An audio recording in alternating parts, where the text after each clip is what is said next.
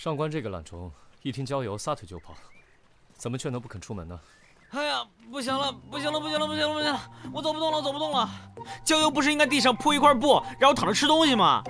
为什么一天到晚都在走路啊？走到太阳都下山了还要走路啊？郊游2个字，从哪儿看出来是让你躺在地上吃东西了？你是饿了吧？很难看出来吗？我一天没吃东西了。早饭午饭你不都吃了吗？对啊，早饭午饭算吃的吗？那是正餐，那根本就不算。哎，我真是不走了，我走不动了。哎，前面有座寺庙，我们去那问问。寺庙？我累了一天了，还要吃素啊？少说2句会死啊！哎，我想问一下，这前方有客栈吗？当然有啊，窗户外面就是后山，风景绝美，斋饭好吃。就是庙里的和尚凶了点儿。啊，好，谢谢你啊，你可以走了。告辞告辞。行了吧，多罗大公子，走吧。你以为我是为我自己吗？我是为大家好嘛，大家都住得好一点。不像你整天叽叽喳喳的。有胆子你就再说一遍。只顾着想男人。想死啊！你别跑！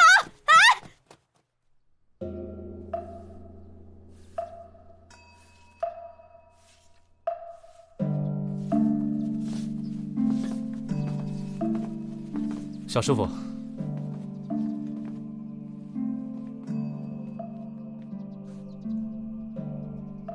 施主，有何吩咐？我们一行人行至半路，眼看太阳就要下山了，正好路过这里，不知是否方便借宿一宿？各位施主请稍后，我去禀告一下住持。多谢。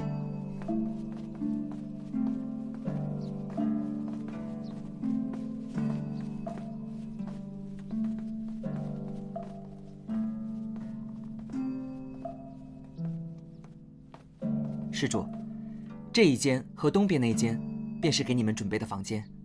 请问师傅怎么称呼？贫僧法号志远。多谢志远师傅。对了，师傅还有一事要交代我转达。请说。在这厢房的后面是一座古塔，是本寺用来镇魂的法王塔。师傅特意交代，没有事最好不要靠近，以免发生不测。法王塔，我听说过哎，原来就在这儿啊。贫僧告辞了。那塔很邪的。哎，憋死我了！你说在这个庙里感觉鬼气森森的，这庙里供的是什么菩萨？我也觉得，我们可不要在这住久了，不然啊，非把我闷死不可。好了，我和双叶住一间，你们3个住一间不就好了？好啊。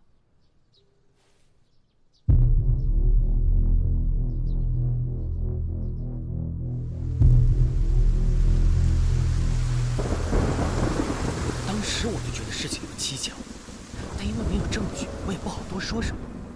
他说我今晚喝水喝得太多，我就想去上个茅房。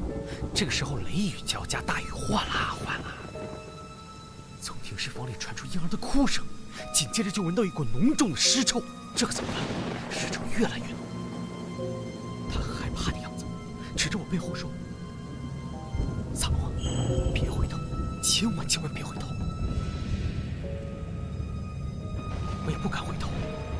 这个时候，我就听见停尸体的棺椁里发出哗啦哗啦哗啦哗啦的声音，然后我就慢慢的回头一看，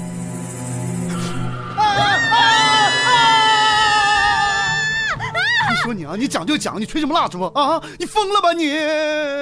哎。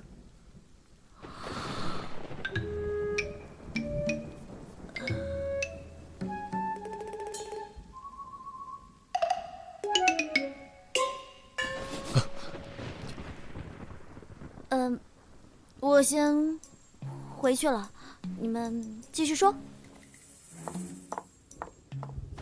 外面下雨，记得打伞。哦。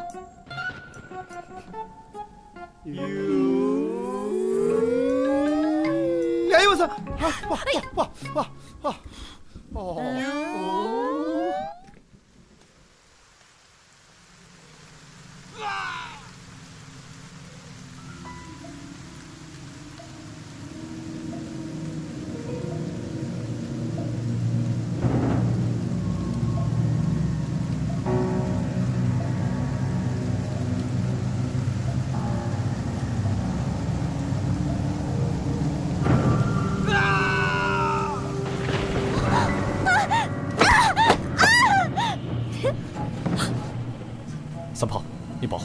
去看看。好。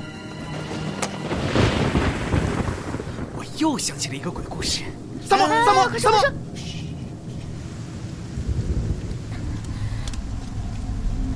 你怎么了？那边有人摔下来，快去看看。哎，小心！四娘，你去古塔了？我出来的时候，我想回去，结果听到那边有声音。我刚想走过去，却从那边掉下来。走，我们去看看。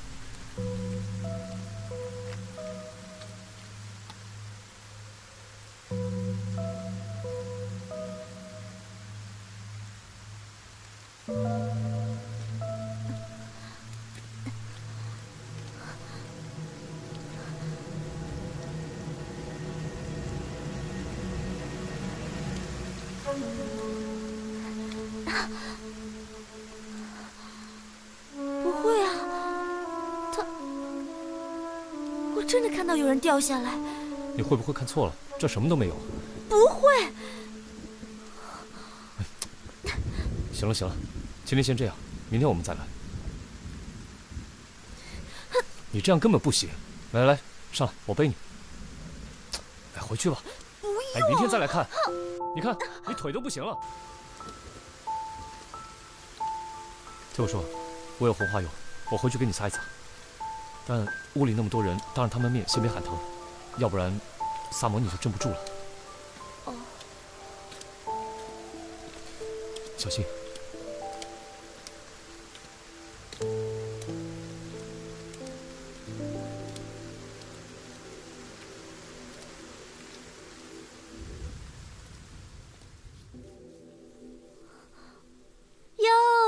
四娘，你是不是真的中毒了？脸红成这样，喝酒了吧？至少喝了7、8两哦。拿过来，我自己来。所以说，你刚才没回房间的时候，到古塔里头去了。你们去的时候，正好看到有一个人从上面摔了下来，然后你们俩在一起上去看的时候，就没了。对啊，我就是听见了有人在叫嘛，我就以为有厉鬼嘛。你会不会是刚才听我讲鬼故事出现幻觉了？难道真的像住持说的那样有阴魂？哎，我说三炮，你这个大理寺官差，你跟着李治这么多年，怎么还会相信这种东西啊？我说你怎么就是不相信我呢？我又没有看错，我又没有产生什么幻觉。我相信四娘。这座寺庙确实有蹊跷。什么蹊跷？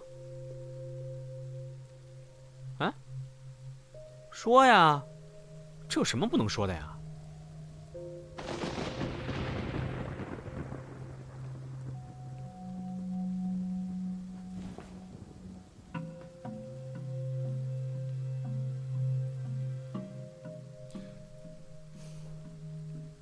其实，此次我是受陛下之命来找宝藏的，因为这是绝密任务，所以我向大家隐瞒了实情。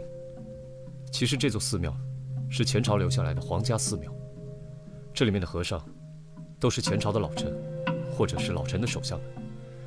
陛下知道了前朝留有藏宝图在此，之前派有很多人来暗访，但都有去无回，所以此次我的任务是调查这些人到底是死是活，还有要把那幅藏宝图带回去。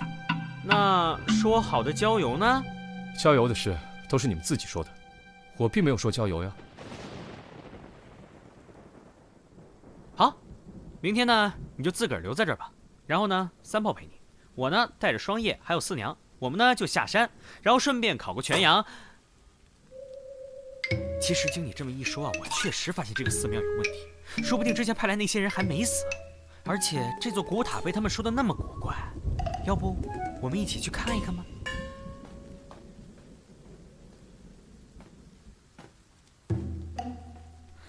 哼，奶奶的一个没留神，老娘毕生修为差点前功尽弃呀！啥意思啊？喂什么喂？睡觉！好，睡觉睡觉。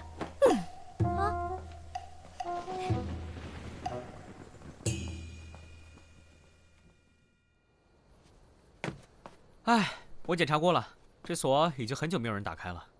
三胖，这个高度你上不上得去啊？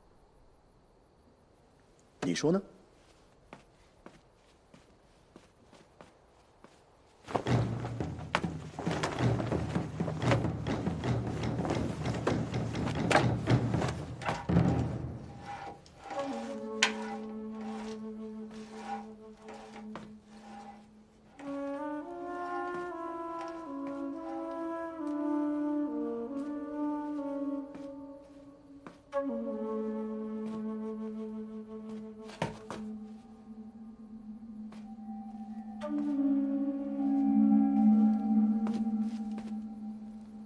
云下这么大，就算有人掉下来，估计也早就被冲干净了。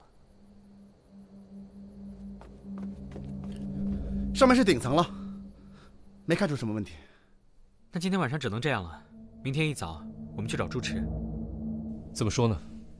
我们就说看到有人从上面掉下来，担心寺里僧人遭遇了不测，看看他们什么反应呗。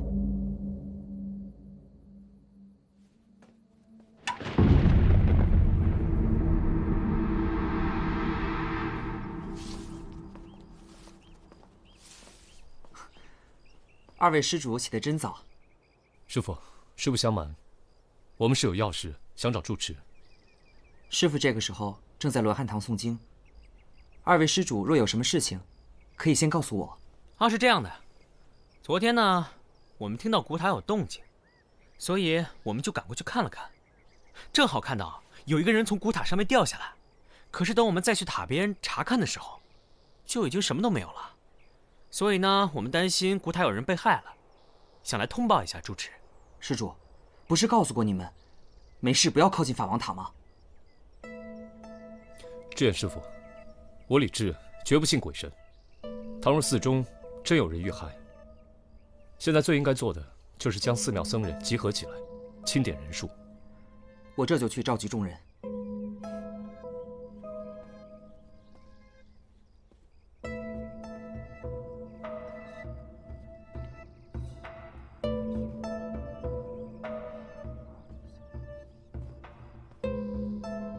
各位施主，本寺所有的僧人的确都已经到齐，一个不多，一个也不少。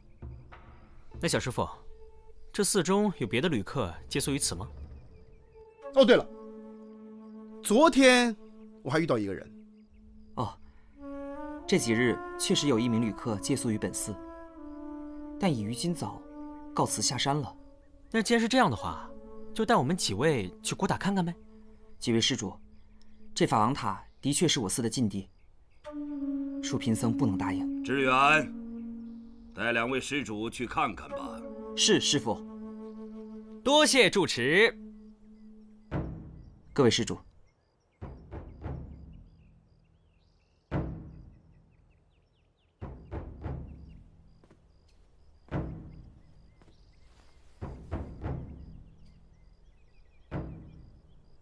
小师傅，这个塔除了这一个门，还有别的出口吗？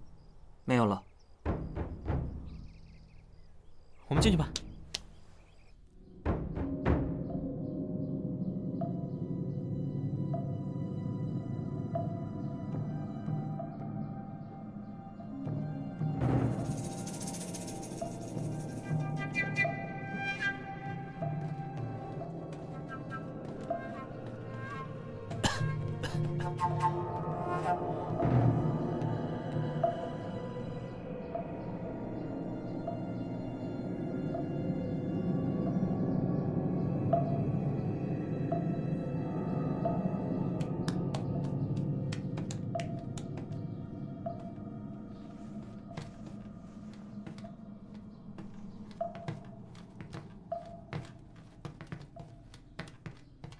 各位施主，这就是第5层。哎，这个古塔不是寺中禁地吗？怎么我一路上来，每一层都有脚印啊？啊，施主有所不知，坊间传言我们寺中有宝物，所以一直有心术不正的人前来寺中盗窃宝物。这法王塔的确是用来镇压魂灵的邪塔。而对于每一位前来寺中的住客，我们都是会提醒。可有的人就是不把住持的话放在心上。那这个塔里是不是有宝物啊？小撒，你是说这些脚印都是那些窥探寺中宝物的人留下的？贫僧也只是猜测，毕竟我们寺中的僧人是不可能会上来的。志远师傅，志远师傅，志远师傅，有个人在罗汉堂闹事，您赶紧去看看吧。你们住持呢？把他给我叫出来！施主，不然把你们庙砸了！佛门乃清净之地，请不要大声喧哗。哦，有人管事的，把你们住持给我叫出来，我要跟他算账。施主，有话请好好说。行，我来问你，我的朋友这几日在你们这寺庙借宿，我们约好今天4时在山下见面。你们看看，现在都已经5时了，这人怎么还没出来？你说，那把他怎么样了？不知施主您的朋友，可是那位张仁？正是。他已于今早向我告辞下山。至于他为什么没有赴约，这跟我们寺庙有什么关系？我们俩约好今天有要事相谈，他不可能爽约。我来问你，你们住持呢？是不是做了亏心事，不敢出来见人呢？把你们住持叫来，快！志远师傅，有一句话，不知道我这个外人当讲不当讲？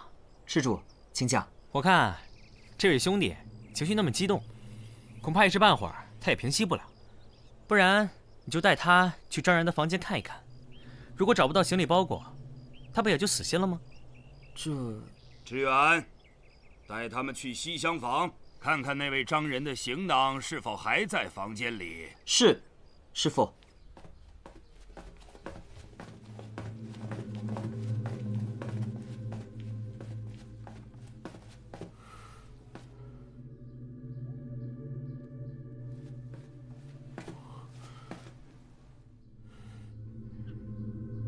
施主，这下可以死心了吗？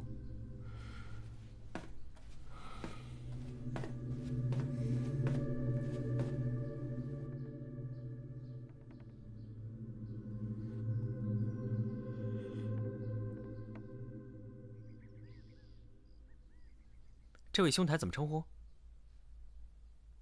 在下谢瑞。啊，我是萨摩多罗，这2位都是我的朋友，李治、黄三炮。想问什么？问吧。你是如何知道你那位朋友还在寺中？啊，其实事情是这样的，昨天夜里发生了一件非常诡异的事情，我们怀疑这件事情跟你朋友有关。这个寺中呢，有一座古塔，说是非常不吉利，不让人靠近。可是昨天晚上我们看到有一个人从古塔上面摔下来，只是不到1盏茶的功夫，我们再去找，地上已经什么都没有了。不瞒你们说，我就知道，我这朋友肯定出事了。你现在可以说了吧？你朋友怎么回事？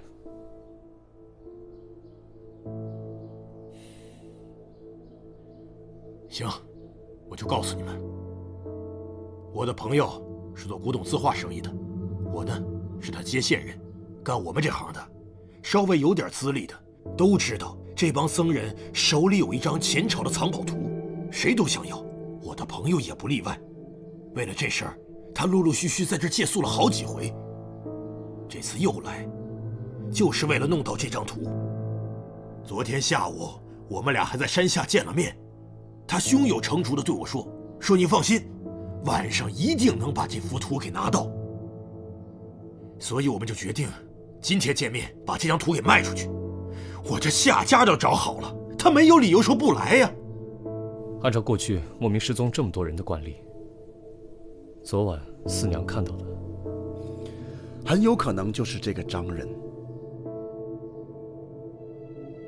我们现在必须要弄到强有力的证据，证明那个张仁是否真的遇害，然后再说下一步的事。我有个问题没弄明白啊，你今天要去那个张人房间，如果他真的遇害了，那现场早已经被清理干净了。对，你说的对，他们早就把房间清理干净了，难怪我们什么都没有发现。不是，按照以往，这些人都是悄无声息消失的关系，凶手这次应该没有料到事情会被闹大，所以昨晚处理房间的可能性不大。没错，我们一大早就把他们叫过来点数，想收也来不及啊。可是有一点很奇怪，为什么张人的房间里什么东西都没有呢？哟，这么快就交上新朋友了？这位是谭双叶，是我们的朋友；这位是谢瑞，是那失踪张人的朋友。啊，幸会幸会。哎，我的工具箱呢？不是，你尸体都没找着，你拿工具箱干嘛？哎呦，我不行了，我快无聊死了，我得去后山找那个山鸡野猪的尸体。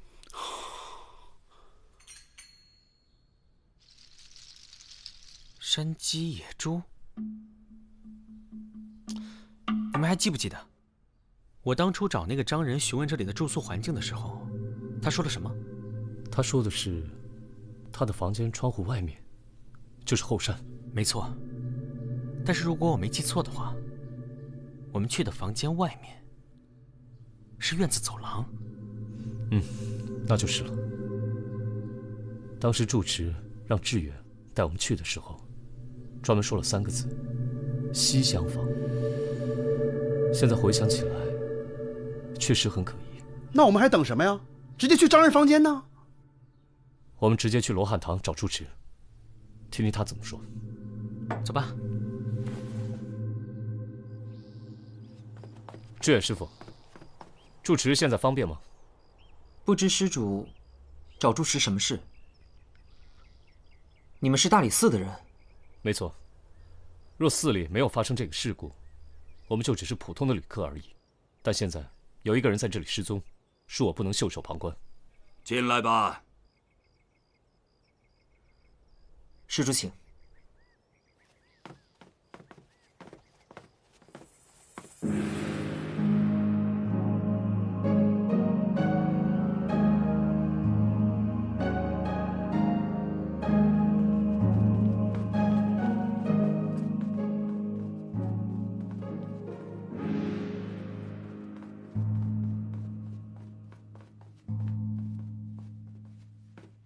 不知大人想问什么？能否说一下那位张人在借宿期间的情况？既然大人是朝廷的官员，想必也知道我们的事。但是外面一直传言，说我们藏有前朝的宝物。你们也都看到了，我们生活简朴，不宜素食，清粥小菜。虽然我们是前朝老臣，还望放过我们吧，保证寺里的一片清净。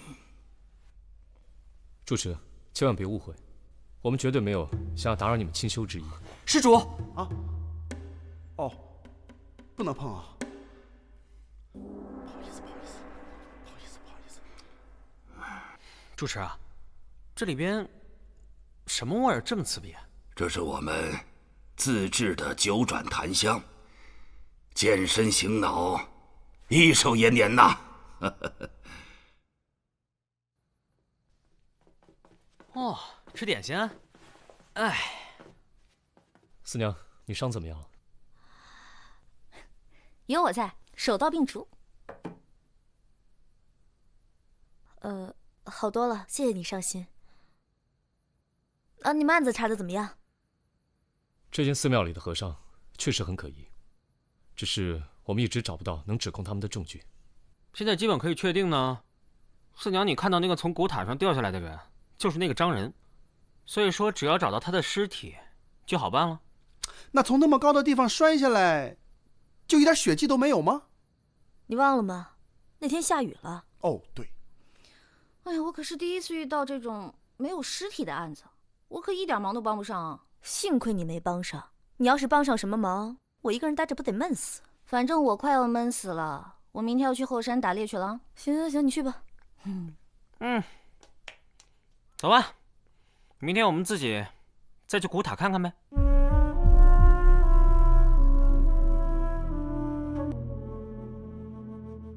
哎呀，你呀，哎，不，你说你啊，你也不练功，你能不能少吃点儿你？走了，脾气还不小。哎，老大，我们都来第3回了，这啥也没有嘛，来干嘛呢？还上回说脚印儿，我们这头2回不都我们自己的脚印儿吗？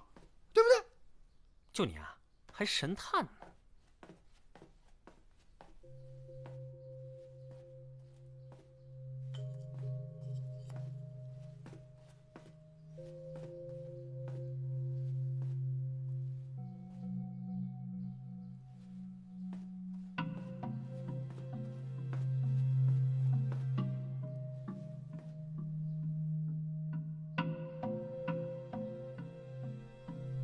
你们俩过来一下。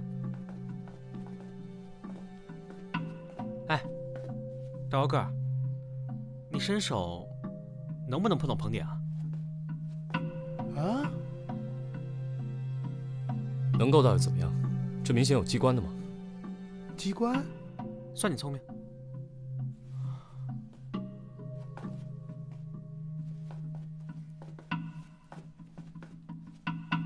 我告诉你，萨摩啊，别乱碰啊，容易有暗器，有迷药。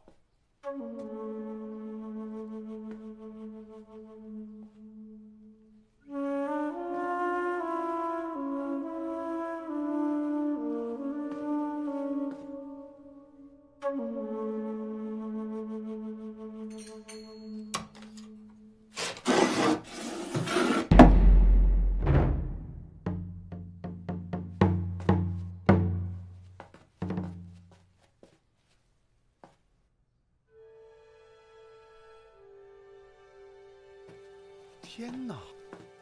我上回来，我以为5层就是最高层了。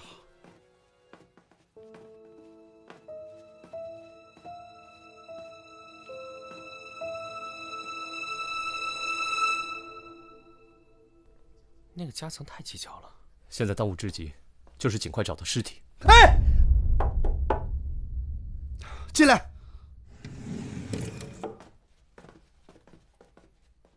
怎么样？证据找到了吗？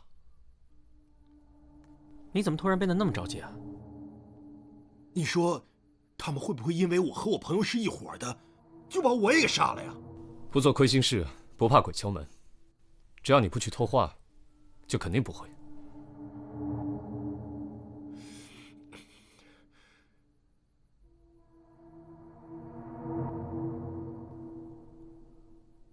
我有个想法，我想我们可以把这件事情。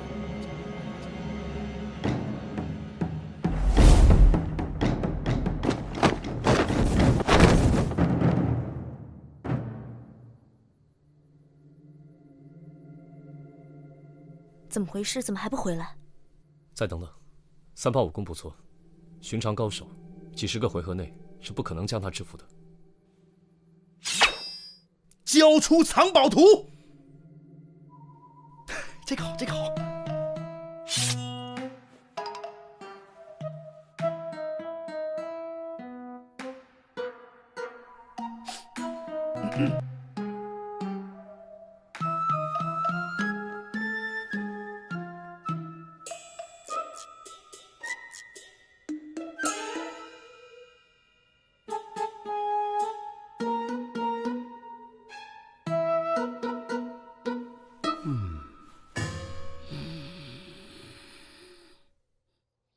大魔，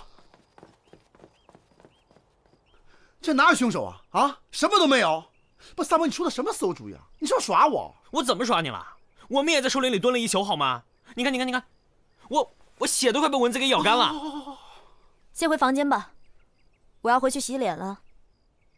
哎，你们有没有觉得我们中间少了一个人？有吗？谢瑞。他不是跟你们2个一起？什么时候不见的呀？我想起来了，他跟我说他要去远一点的地方方便一下。什么时候的事？上半夜。我们分头到树林看看。嗯。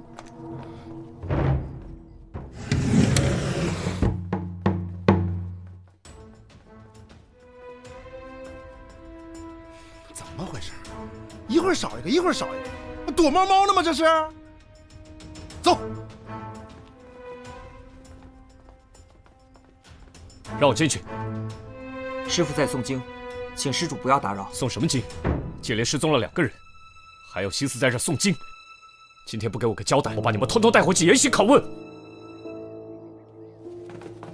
方丈，你们把谢瑞藏哪儿去了？识相就快点交人，别逼我们动手。笑话！你们有何证明？信不过你们就随便搜，挖地3尺也无妨。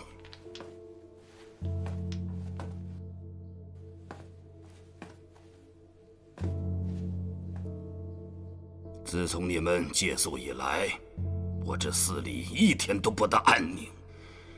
不知你们是不把佛门净地放在眼里，还是不把我们这些开国的老臣放在眼里？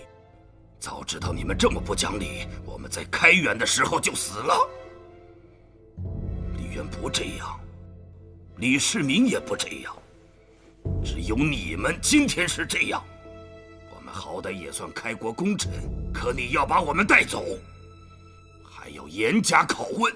如果你们没证据，无理取闹，还血口喷人，我现在就一头撞死。师傅，主持您请留步，我们几位也不会久留的，放心吧。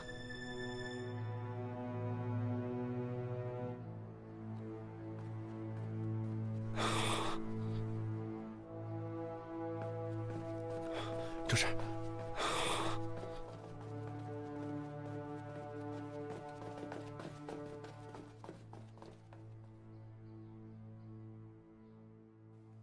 各位施主，请吧。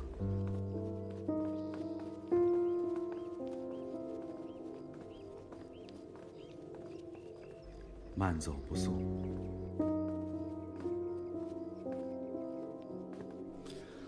我就奇了怪了，整个寺庙都翻遍了，怎么就找不到尸体呢？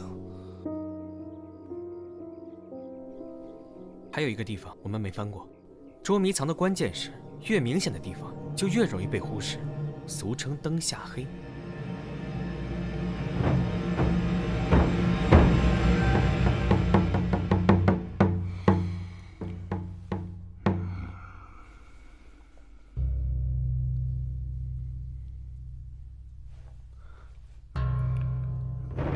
主持，主持。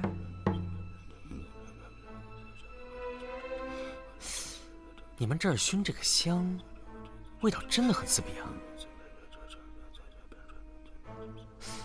还有啊，他们的尸体是不是就在这儿啊？那座罗汉里面装的就是谢瑞的尸体吧？你们都知道了。志远，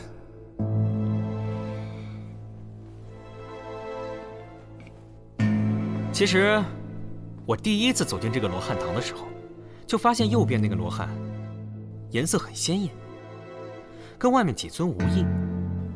当时我还以为是正常的，直到我刚刚发现，左边这尊罗汉颜色变得非常的鲜艳，而右边这尊呢，颜色又恢复了，所以我才意识到，原来之前我一直忽略了光线的问题。如果是同一个色度的罗汉，时间久了，自然都会跟右边这尊一样，也会变暗。而左边这尊之所以会颜色鲜艳，那是因为刚刚涂的颜色。如果我的推测没错的话，左边这具应该就是谢瑞的尸体，而右边这尊里面是之前那位张仁的尸体。你说的没错。而且所谓的古塔，只不过是你们故意向外散播的一个掩护。前来的旅者因为都是冲着宝物来的，所以自然就会以为你们不让人靠近古塔，是因为古塔里面放了宝物。开始的时候我们也上当了。昨晚我们在古塔底下蹲守，正好让你们有机会，好对谢瑞下手。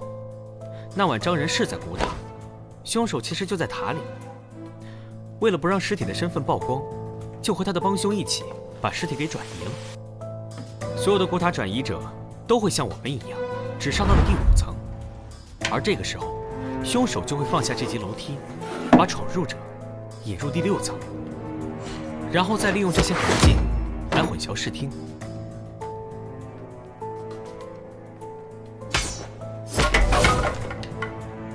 接下来，将他们杀害。对。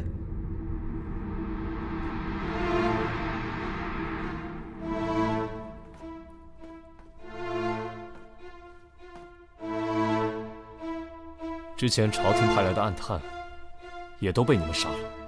对，你说的没错，都是我杀的，和其他僧人无关。支援。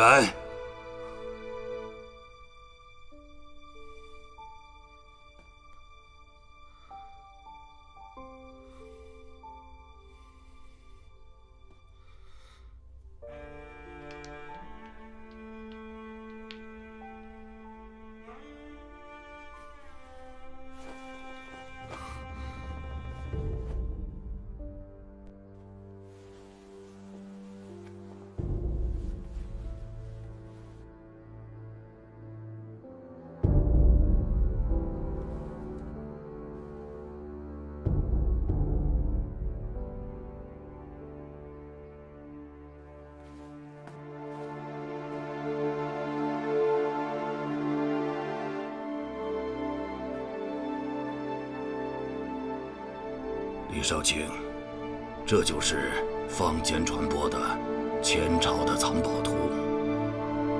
既然当今圣上如此渴求，我就把它送给他。你带回去告诉他，前朝最大的宝藏就是江山稳固，百姓平安呐。我们没能守住天赐的宝藏，还请传到圣上手里，一定要多多的珍惜。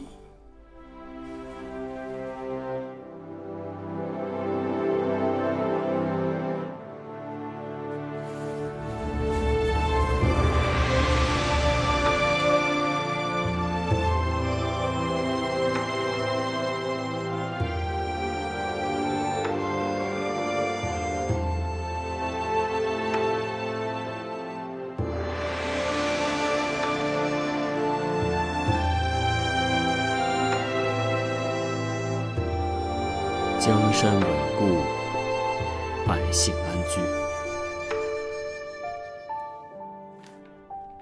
代卿，托你吉言。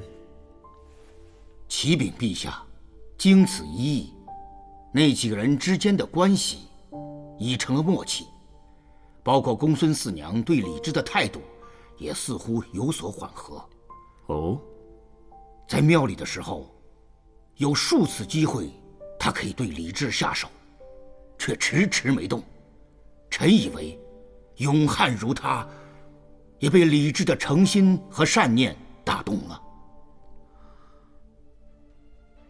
你的意思是说，这几个年轻人已经可以委以重任，替朕办真正的大案了？陛下英明。那好，开门，放虎。臣遵旨。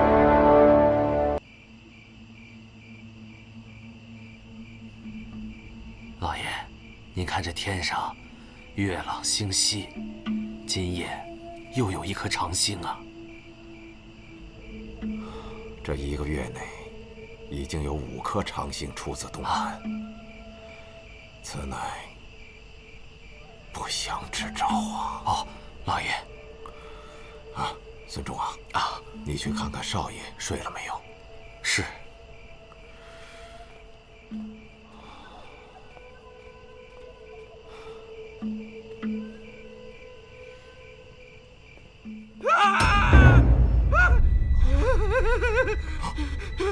老爷，公子呢？公子，公子，公子，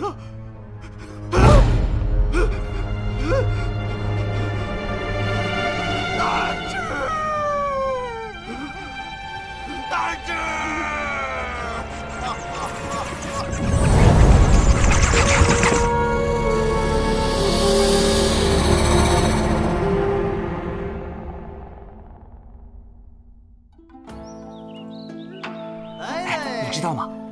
昨天晚上，陈家公子死了。哪个陈家？药商陈佑昌家。哦，你说会不会是他家卖了假药，引得仇家上门？哎，我还得告诉你啊，陈家公子那死法可真了不得。那你可得快说，怎么个了不得法啊？听人说呀，是他自己剖开肚子死在房间里。哎，你等会儿，剖开肚子啊！哎，我看过一本书啊，是蓝宇笑笑生写的《凶怪录》啊，他那个第1篇写的跟你说的一模一样啊，你太神乎了那个。哎呀，吃饱喝足了吧？萨摩呢？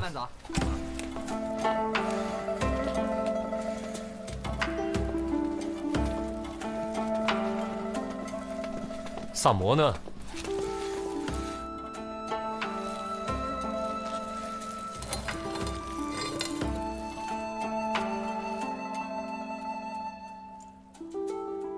三炮。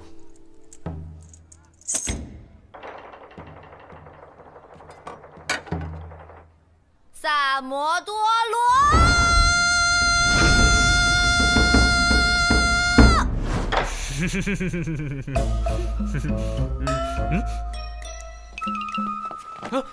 走吧。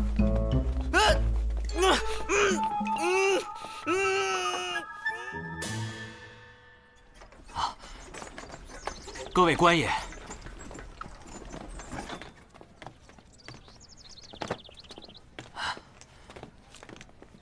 官爷请。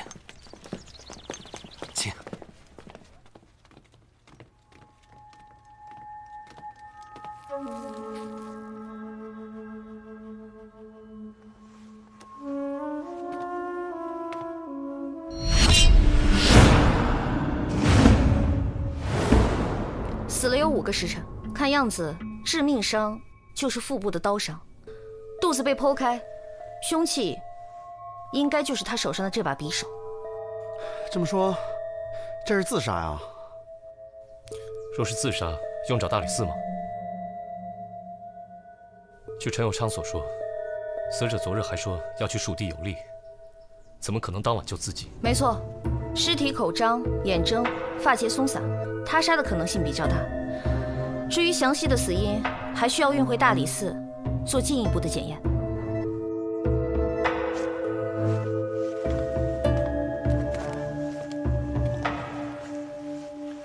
写的什么？长星横天，必有灾也。次日，书生手持利刃，剖腹死，盖灾星或人也。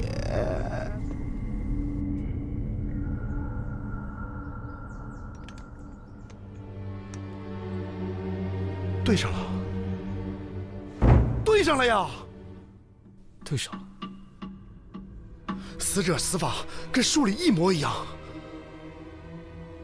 我早就听过这个蓝宇笑笑生血之怪，近起来颇有些名声。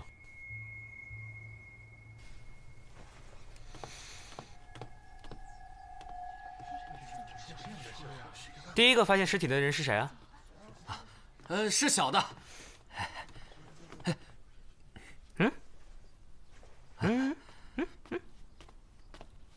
回官爷，正是小的。昨天晚上是什么情况？昨夜，我家主人从外面赴宴回来，小的与主人回房歇息，只见一颗斗大的长星从东南划过。挑重点的说。回官爷，我家主人好像知道有什么事情要发生一样，叫小的去少爷房间看看少爷睡下没有。小人看见少爷的房门虚掩着，推开房门，只见少爷伏在岸上，满地都是血啊！这一定是灾星上身了呀！那你昨晚最后见到陈南之是在什么时候？我家主人出门以前，少爷就进屋说要自己读书，就一直没有出来过。哦，哎，那你们家主人，还有你们家小姐呢？他们在哪里？我家主人受惊过度，现在还在房里休息。小姐前日得了郁症，一直卧床。这少爷的事情，小的到现在都不敢跟他讲。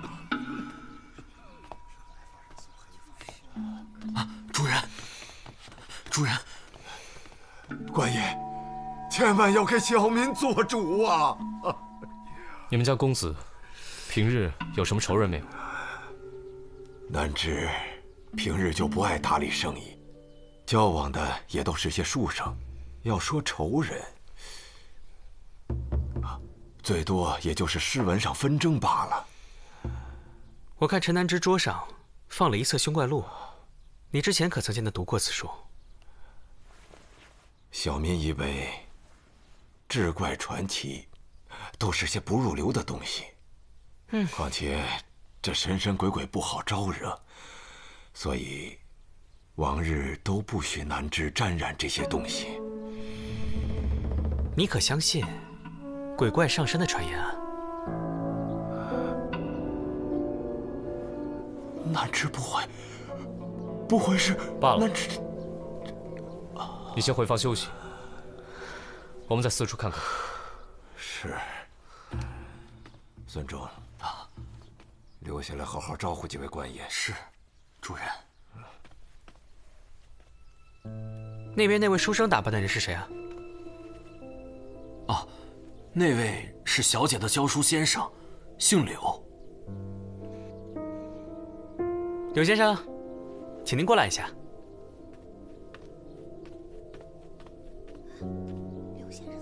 柳延怀见过官爷。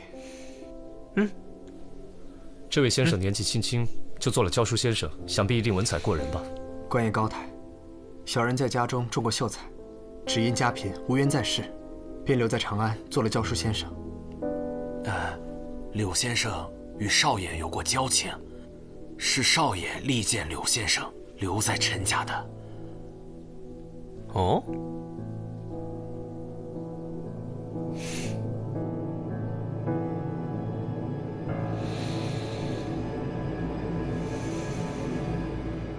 凶怪录，城中最热的，看一看啦！凶怪录，城中最热的。哎，老板，这本书很火吗？那还用说吗？陈家公子一死，今儿早上卖了100多本了。哇，这个蓝雨笑笑生是何方神圣？这个蓝雨笑笑生可是个神人呐，笔法简洁锋利，故事曲折骇人。最重要的是，没人知道他是谁。哎，我都说这么半天了，几位不来一本吗？既然有了，那再看看别的。这书哪里印的？扉页上写着无涯书局。走，到无涯书局玩玩去。这是今天整理出来的系列，一共5篇，您看一下。来人！大理寺办案，把你们掌柜的叫出来。官爷请稍等。几位官人有何贵干？你就是书局掌柜的？哦，不，小的只是一个管事。那你们掌柜的去哪了？掌柜的8年前去世了，将书局留给了邵掌柜。可邵掌柜天生爱玩，半年前出去游玩，一直没回来。现在书局由我来管事。可听说要伤陈家公子之死？哦，有所耳闻。那你可知道，陈公子的死法和你书局印的《凶怪录》中一则志怪故事一模一样？小的明白几位官人的来意，只是书局只负责挑选和售书，蓝雨笑笑生与书局之间向来只是书信联系，从无当面往来，从无接触。官人们如果想接着查案，可以去风华楼问问。那几个写传奇和戏本的书生，都爱在风华楼谈天切磋。小的这边忙不开，先行告退。三炮，萨摩呢？啊？不知道啊。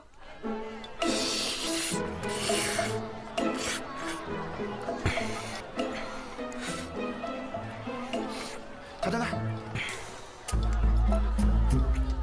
萨摩，你是过来办案，还是过来开小灶的？就是啊，好歹分我2口啊。啊！哎，自己买去。找才子切磋这种事情，你们俩去干不就行了？等我吃完这碗面呢，我就看看双叶验尸验的怎么样，然后就叫他上店里吃饭。吃饭？你这不是吃饭的吗？吃2顿不行？撑死你啊！老板，再来碗牛杂。就你这饭量，皇上都养不起啊！哎，谢谢啊。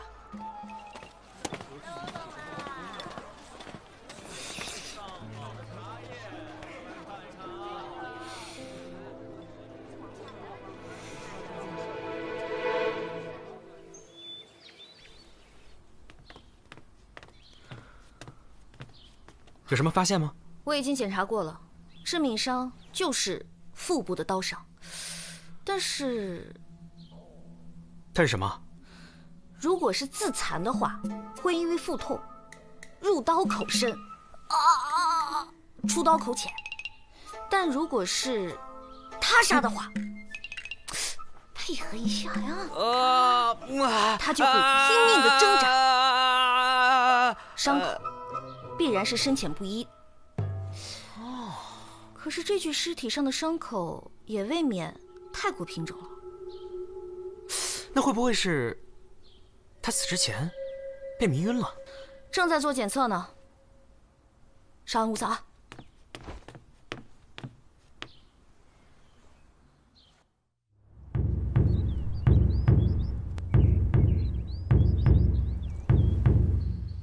防火防盗，小心火烛。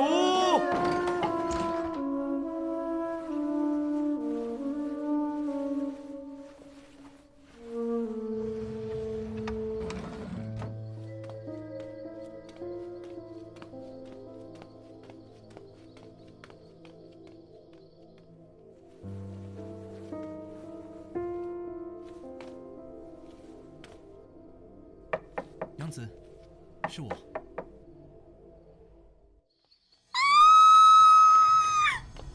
来人呐！出事了！快来人呐！出事了！闪开！闪开！闪开！哎呀，李少卿啊，您总算是来了，您快看看吧，来看看。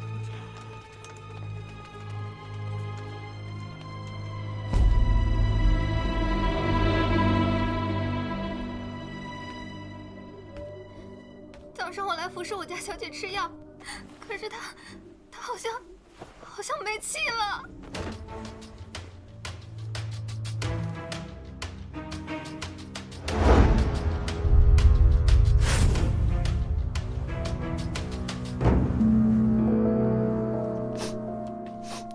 怎么这么香？你们小姐平时都点这样重的熏香吗？我们家小姐身体不好，从来都不爱点香。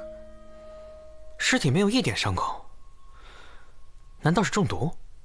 哎呀，到底是谁对小姐下如此狠手啊？哎呀！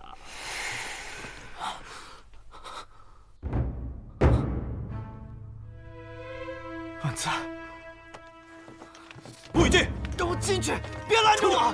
万子，万子，出去！让我进去！万子，不许进！再敢胡闹，我就把你带回大理寺。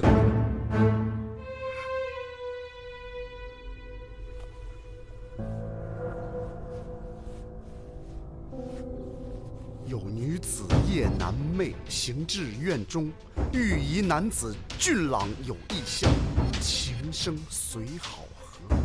每日4经，两人房中相会，长此以往，女子欲偏乏，终卧床死。盖狐仙摄魂也。狐仙摄魂，狐仙摄魂，你们听过没？啊，行了，你们在门口吵吵打扰大人办案。行，散了，走，真是。哎，大人，对不住。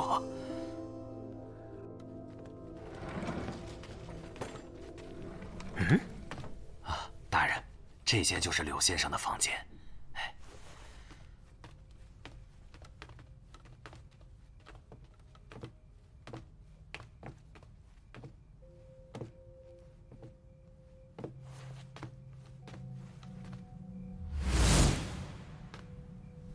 怎么乱成这样？哪有读书人的样子？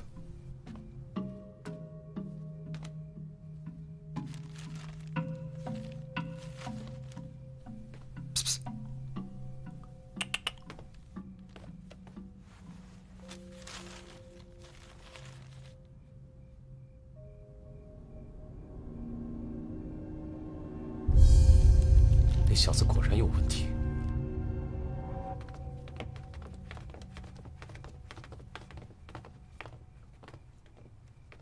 柳先生，麻烦你跟我们回趟大理寺。我们在你房间里找出了凶怪录的草稿，不管怎么说，你都脱不了干系。你们是怀疑小生是凶手了吗？柳先生，我们是不是应该叫你蓝雨笑笑生啊？哎呀，得亏啊，抓到了这个蓝笑笑啊，不是蓝雨笑笑生，要不然啊，他还躲在府里，多危险啊！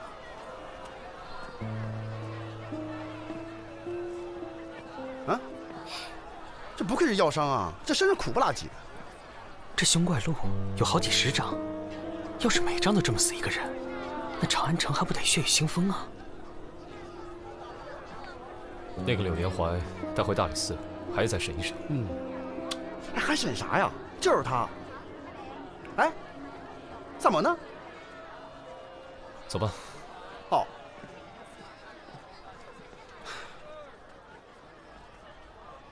请，1日3次，按时服药啊。好，谢谢老板。行，慢走啊。哎，老板，问你个事儿啊，昨天是不是有个书生模样的人来你们这儿买药啊？哦，确实有这么回事。哎，他买的什么药啊？这病人的隐私，我怎么能随便？懂。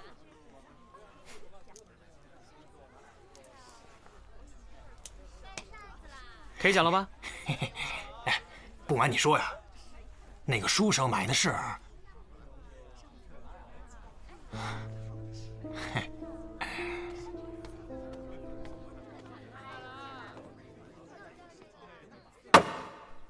柳延怀，你与陈家姑娘私通，却被陈安之发现。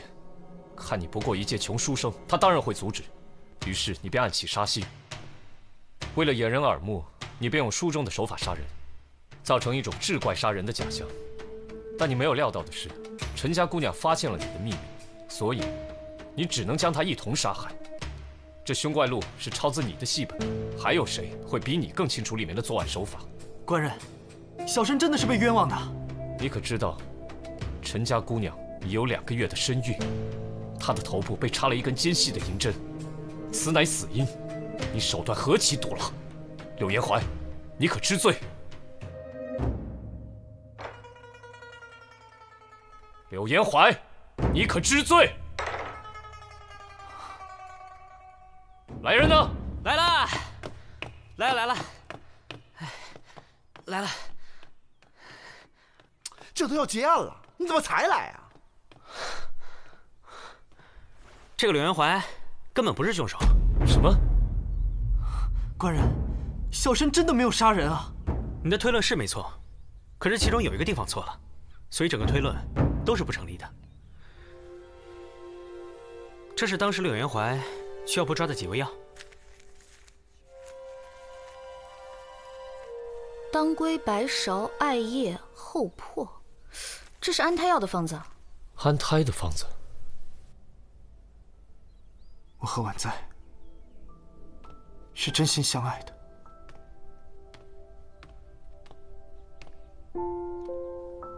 昨日我见你从张家药堂出来，就觉得好生奇怪。明明陈家就是最大的药商，何必要跑大老远到张家药堂去买药？婉在，他想让我买打胎药，可那毕竟是我们的孩子，我实在不忍心。那凶怪录是怎么回事？我原名柳延怀，1年前来到长安，化名柳叶刀。你说你是柳叶刀，那蓝羽笑笑生你可认识？陈南之，他就是原先的蓝羽笑笑生。他用我的戏本改成一篇志怪，一举成名。我自此封笔，他就再也写不出来了。于是，他在我回乡之前找到了我，给了我一笔钱，让我留在他家，为他做代笔。那你化名成蓝羽笑笑生，写的东西是怎么交给书局的？写完了，先给陈公子看一眼，没什么问题，就让孙管家送到书局去。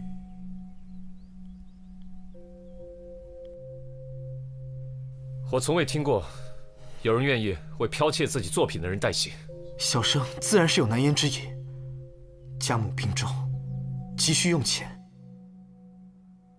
我原先对他是心怀怨恨，可我与婉在情投意合，便不再计较这些陈年旧事了。这也只是你的一面之词。即使你不会杀陈婉在，但你杀陈南之的动机还是有的，而且你还没有不在场证明。那天晚上我在婉在房中陪他，昨天晚上也是，一直待到4更。我可以对婉在发誓，我真的没有杀陈南之。即便如此，你现在也脱不了嫌疑。来人，先将柳延怀收押。大人，草民冤枉！我可以对天起誓，我真的没有杀人。大人，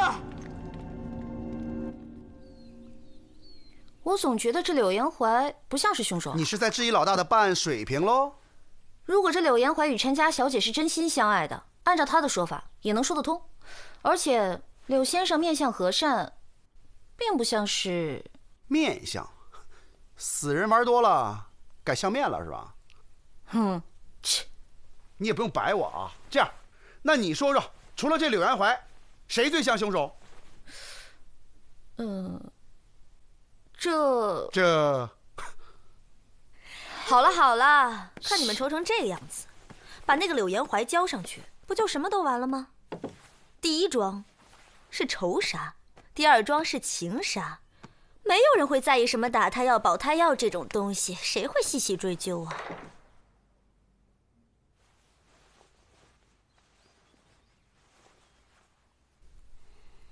动机是什么呢？谁会希望这2个人都死呢？如果这柳延怀不是凶手，那么这2天我们被真正的作案者在牵着鼻子走，以为这个写凶怪录的人和这个案子有脱不了的关系。这凶怪录依然很关键。假设柳延怀是清白的，那么凶手能够用凶怪录去诬陷他，说明凶手知道他在写凶怪录。还有，柳延怀说昨晚他在陈婉在房间直到4更，所以凶手是知道他是何时回房的。所以我觉得凶手就在陈家。还有另外一种可能，就是跟凶怪录有关，也有可能是乌鸦书局的人。哎，思念，你认不认识乌鸦书局的老板？你帮忙打听一下呗。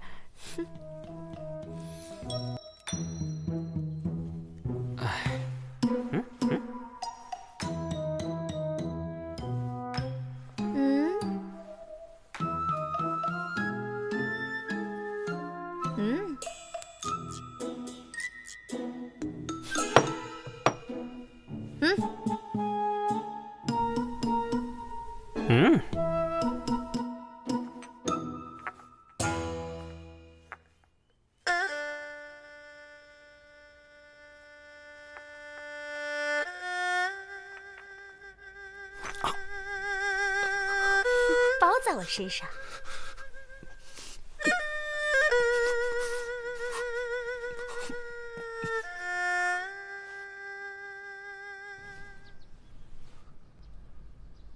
您来了，多亏了您，我们家公子和小姐才能死得瞑目啊！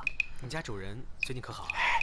老爷在房内歇息，大人请在厅房稍等片刻。啊！有贼！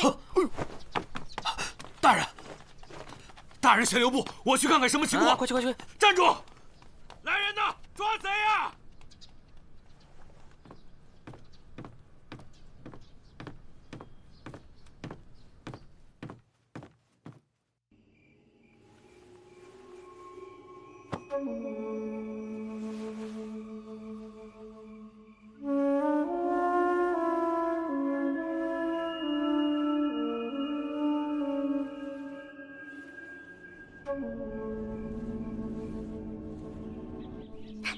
还是长安好啊，茶闻着都比别处的香。紫苏来了。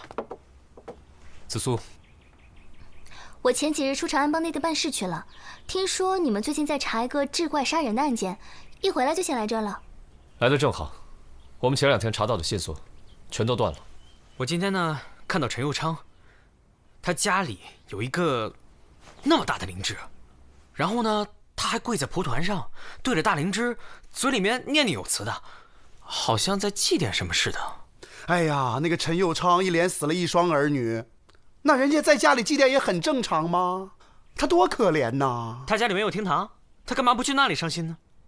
再说了，哪有父亲跪拜自己儿女的？还偷偷摸摸的在祭拜，一定是另有其人。哎，不过你刚才比划那个灵芝也忒大了点吧？是吧？啊，我就跟萨摩说嘛，要真有那么大灵芝，早就成精了。你肯定看走眼了。真的有这么大灵芝啊？紫苏，你说说看，你有没有见过这么大灵芝啊？我倒还真听我爹说过，京城有这么大的灵芝。真的？但是好像早掉江里，无处可寻了。到底是怎么回事啊？大概20年前，鲁郡有2个采药人，一个姓周，一个姓陈。2人一起在深山采到一颗大如铜盆的灵芝，就立马通知知县上报朝廷。朝廷就让他俩把灵芝送到长安城。谁料途中遇到水匪，周家人全家都死了，陈家人都是侥幸逃脱了。又是姓陈。那案子后来破了吗？没有记录。那陈家后来怎么样了？不知道，大概继续回去采药了吧。那你说这灵芝怎么会到了陈佑昌的手里呢？说什么呢？这么大个长安城，有几颗大灵芝很正常。大灵芝虽然是稀有药材，但陈佑昌人家是大药商啊，大药商有大灵芝，很奇怪吗？大药商有大灵芝不奇怪，可是没事拿个大灵芝出来拜，这肯定有问题。这个陈药商确实有问题。你们聊什么呢？聊个大灵芝。什么大灵芝啊？要你管。哎，四娘，这陈佑昌是哪里人？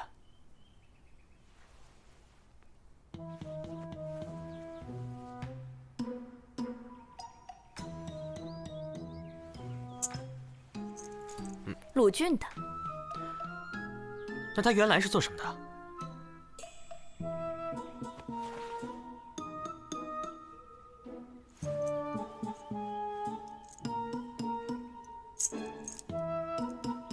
不知道啊。哎，朝廷命官也是人呐，不带这么欺负的啊！哎，这么看，当年的水难另有隐情。我看这个陈药商确实有问题。快！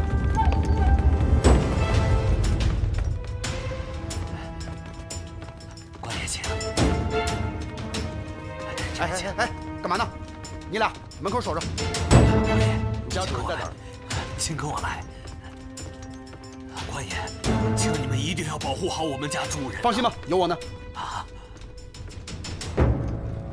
请。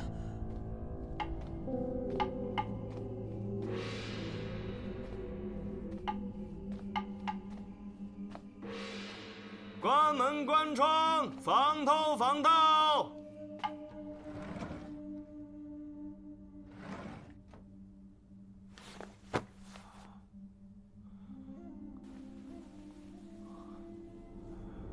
大仙在上，保佑子乔之源脱胎转世，永登极乐。啊！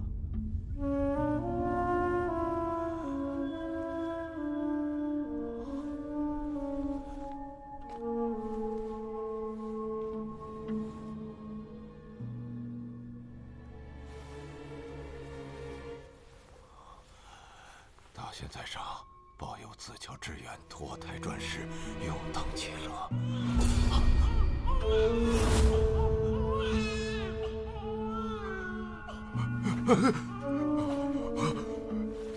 大仙保佑！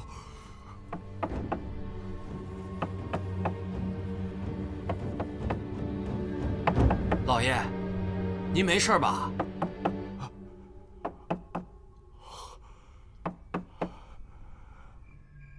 没事啊，没事。那您有事儿，您就叫我。好。二位官爷，辛苦了。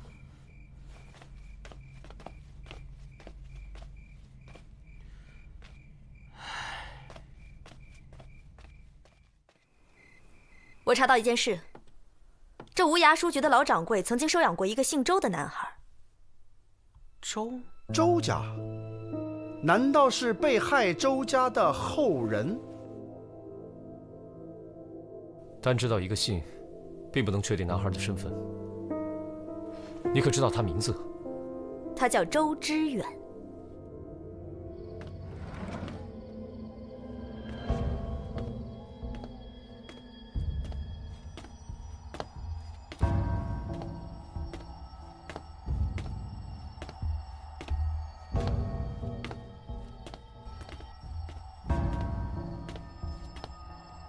谁？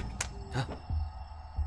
哎呀，各位官爷，今天晚上天气特别凉，小的特地备了一点热汤啊。这喝了热汤啊，身子就不凉了。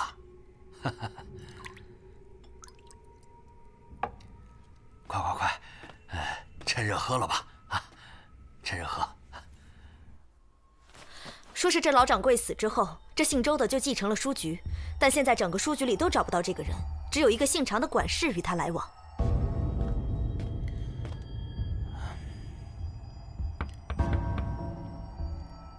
主人，是我来给您送鸡汤来了。进来吧。啊，是。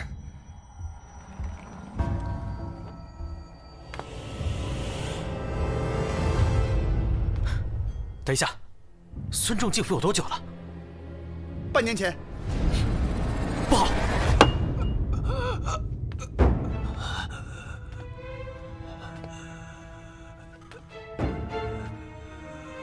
主人，您感觉怎么样啊？我有点头晕。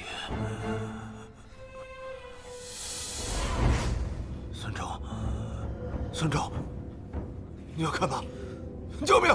救命啊！不要再枉费口舌了，外面的人都已经被我解决掉了。孙仲，我扪心自问，我在府上对你不薄，你为什么要这样对我？陈有昌，我今天非得挖出你这颗黑心不可。原来是你！你为什么要灭我陈家满门？那你说，20年前，你为何要对我周家痛下毒手？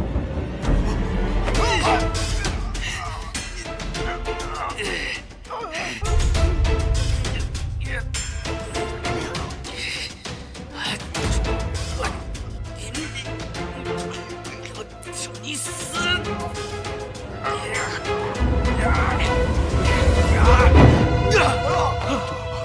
放开我！你们放开我！我今天要不杀了他，我就不姓周。志远，你怎么没死是吧？陈有昌，当年你为了灵芝，你设计杀害了我的全家。幸亏我的爹娘将我扔到江里，我才逃过一死。后来被我义父捡到，把我抚养成人。半年前，你那个臭儿子动了你的宝贝，到了书局，想用它收买我，碰他那本狗屁不通的小说。常管事把灵芝拿出来，我就认出来了，他就是导致我家破人亡的东西。那时候我就在想，我报仇的机会来了，我也要让你尝一尝家破人亡的滋味，然后我再亲手把你杀了。这么说，你认罪了？这个姓陈的东西，他才是最大的罪人。够了！如今你们都命案在身，来人，把陈有昌抓起来。是。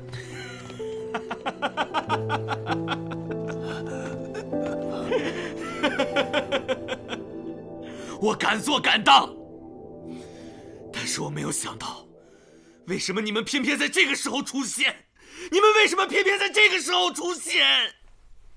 你一定很奇怪，自己究竟在哪里出了错误？其实，你每一步都是错的。事发当夜，你第一个进入犯罪现场，在那种情况下，若想查看死者腹部的伤情，绝无可能绕开血迹，而你却衣着如新，这就说明你一开始就存了心，刻意要摘除自己的犯罪嫌疑。另外，若按常理，死者中刀后，身前的血迹应该以腹部为起点呈喷射状态，然而现场并非如此，血迹走向均匀，可见是被杀后搬运至此，从腹部伤口缓慢流淌所致。另，血迹喷溅在书稿上，而书桌上却一滴都没有，可见此处并非第一犯罪现场。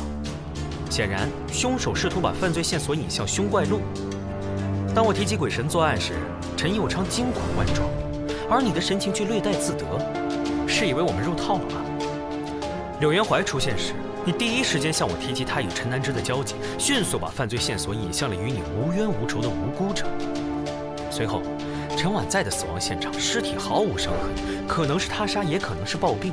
在仵作确定死因之前，又是你第一个跳出来说，到底是谁下的毒手？这就说明你早已知晓陈婉在的死因。我让他们抓柳元怀，也是为了让你放松警惕，继续作案；派兵进驻陈府，也是为了逼你早点动手。我之所以一直没揭穿你，就是想知道你真正的犯罪动机。你作为被老掌柜收养的儿子，接管了乌鸦书局，又碰巧碰到了陈南之的书稿一事，所以你就阴差阳错地找到了当年灭门案的线索。于是乎，你改名换姓进入了陈府。根据无涯书局的场馆师说，邵掌柜半年前出门游历未归，你来到陈府也正好是半年前，这未免太巧了吧？根据柳元怀所言，他每次写好书稿，都由你亲自送往书局。而场馆师却说，雨兰与笑笑生只有书信往来，从无半点接触。命案当前，一个书局的管事冒险包庇一个药店的下人，这也未免太诡异了吧？你为了复仇，竟然把无辜的柳元怀也卷进来，其心何毒，其罪当诛。带走。是。走。没想到被一个客栈的杂役给看破了，老天爷不开眼呐！哼。哎，你知道吗？乌鸦书局出事了。我听说了，乌鸦书局的邵掌柜和药商陈佑昌被当街斩首，也真是天道循环，报应不爽啊！为了一颗灵芝，死了那么多人，这哪里是仙草啊，明明就是妖草。人死不能复生，想必陈家小姐泉下有知，也不愿见你在此买罪。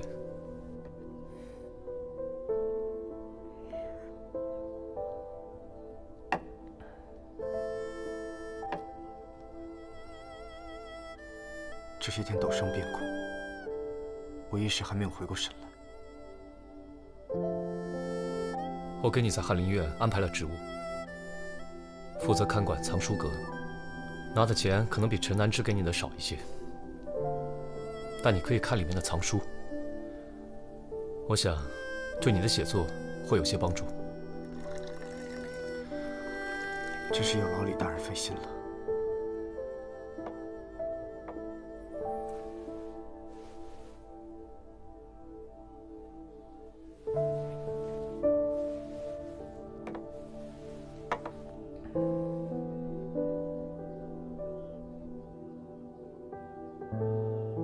有点意思，想不到这小子是菩萨心肠啊！哟，看上了。有些人呢，只能远观，离得太近，小心把自个儿给烫了。